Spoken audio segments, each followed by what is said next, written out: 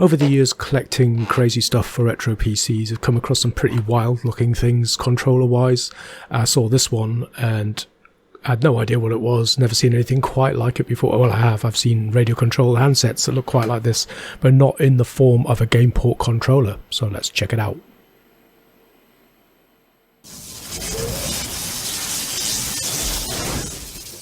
It does look exactly like one of those radio control controllers that people fly aeroplanes with and drive cars and ships and stuff like that.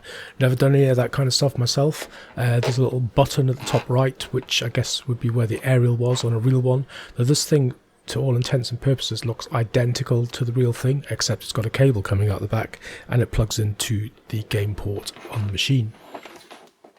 I just bought the controller out of curiosity because it wasn't expensive. And it took me a while to figure out how to use it. And I found out after doing a bit of digging around that there's software to go with this. And I found this Easy Fly program. And this is all old stuff from around about the year 2000. It's designed to run on Windows 95 and Windows 98 and to use a game port rather than USB. So the point of all of this, I assume, is if you're going to spend several £1,000s on a really funky radio controlled aeroplane, you don't want to go straight out without knowing how to fly it and crash it into a brick wall or something. So this kind of software allows you to actually, it's a real simulator, a real flight simulator for radio controlled planes that you can run on your PC, so you make sure that this doesn't happen.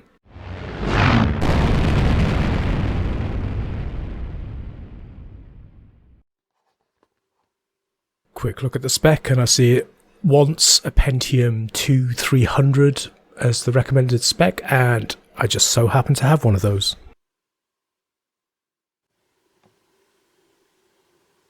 Now it's been a while since I've dusted off the old Dimension XPS D300, so this is a perfectly spec'd machine for this according to the system recommendations.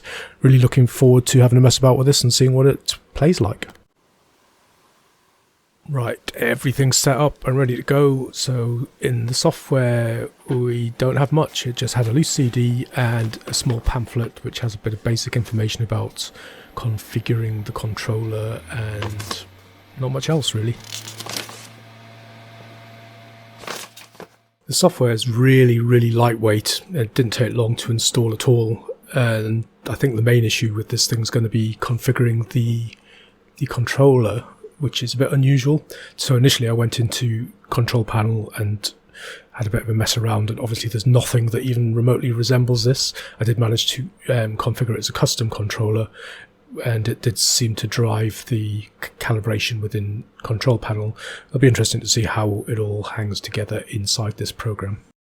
The software side of things is very lightweight. You can see here on the landing page there are just a few icons, one to choose your aircraft, one for settings to choose your screen resolution and things like that, a one at the bottom for configuring the controller, and then just a button in the middle to choose to fly. And around the edges you've got various options for help, saving and exiting and such. I did notice the mouse cursor is moving incredibly slowly and erratically on here. I know this software requires a 16 megabyte graphics card for minimum. I'm not sure what's in this machine, so I better check that out. I thought I'd run the software just to see if it wasn't some kind of mouse conflict or something like that, but yeah, it's struggling, to say the least, so I better check the graphics card out. So yeah, Riva 128, 4 megabytes, only 12 megabytes short of the recommended spec, so better get something else in there ASAP. I quickly grabbed a card out of my parts cupboard, and it was an ATI Rage 128.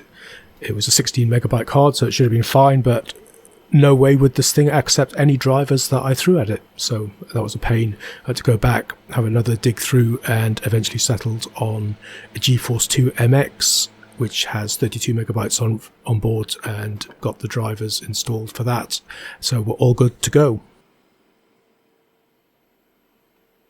Yeah, the GeForce 2 MX did the trick. It's running super smooth now. The controller seemed to have configured itself, so it's calibrating correctly inside here. So I don't know whether it has its own driver or not, but it's quite a funny experience. It's not like any flight simulator I've ever really played before, where you're in a fixed place, routed to the same spot on the ground as your plane disappears. So if it goes behind a hill, you can't see it, and therefore bad things are probably going to happen. Sound seems to be missing, so I'll have to see if I can sort that out. Choose a slightly better plane. Just moved it into full screen, so see if we can get some sound going and then have a proper play with it.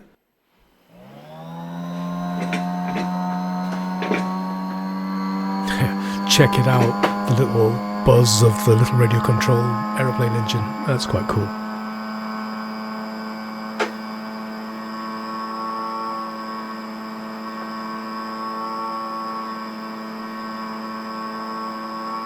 And I seem to have hit the key on the keyboard that puts it into follow mode, which I guess is kind of cheating when it's coming to training on radio control planes, but it turns it into a bit more of a fun experience.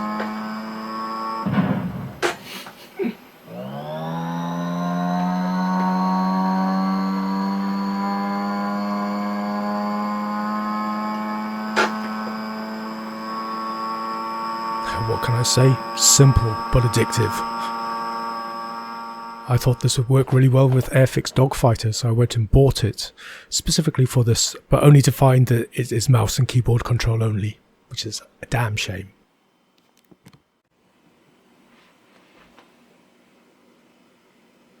While I was thinking along those lines, I thought I may as well see if it works with any other kind of flight simulator, so I picked Microsoft Combat Flight Simulator, a game from about the same period, and we'll see how it goes with that. As you load Microsoft Combat Flight Simulator, it suggests you use a Microsoft Sidewinder, but not today. Today we're going to use a Game Commander. 100 meters. Maintain this heading until you get about 10 kilometers past. I'll tell you when to turn. Check your heading.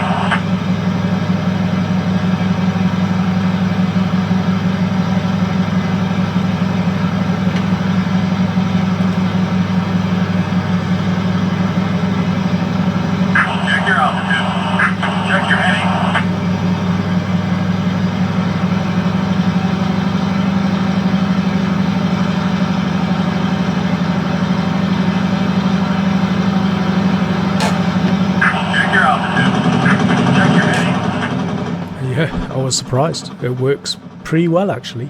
So the way it sort of configures itself is on your left hand side, it's basically the throttle is up and down and your banking is left and right, and on the other side you climb is your pitch and your yaws at left to right, I think it's called. So that's pretty good. And what was a bonus was I wasn't expecting to be able to fire my guns, but if you push that little red button where the aerial is on this thing, it fires the guns. So it's actually quite playable, and probably not as good as joystick, I have to say, but it is actually quite playable. Not a bad experience at all. Check your altitude. You're leaving the training area. Adjust your altitude immediately. Check your heading. Well, despite the fact that I'd never seen such a thing before, it does seem to be quite a thriving little industry. Ikarus still exists, and we can see the guy behind the company founded a radio-controlled flight school in 1977, and then proceeded to create the software version so that people could practice without risking their real stuff. And here indeed is the very latest model, the USB model, which you can still buy, and not that expensive either, really. 55 euros. So yeah, a thing I never knew existed, but now I know, and now I've got one, albeit a vintage one.